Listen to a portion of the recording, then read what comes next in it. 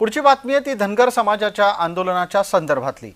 आरक्षणाची श्रेणी बदलावी म्हणून धनगर समाज गेले काही दिवस सातत्याने भूमिका घेताना दिसतोय आणि त्याच अनुषंगाने येत्या 21 जानेवारीला मुंबईमध्ये धनगर समाज आंदोलन करेल, मोर्चा काढेल असा इशारा देण्यात आलाय।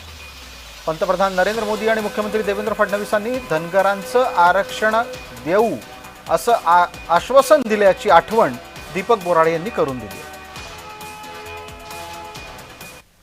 राज्याचे मुख्यमंत्री देवेंद्र फडणवीस साहेब, या देशाचे पंतप्रधान नरेंद्र मोदी साहेब यांनी लाखो धनगर समाज बांधवांना जाहीर सभेमध्ये जाहीरपणे आश्वासन दिलंय की आम्ही सत्तेत आलो तर पहिल्या कॅबिनेटमध्ये तुमचा प्रश्न सोडवतो।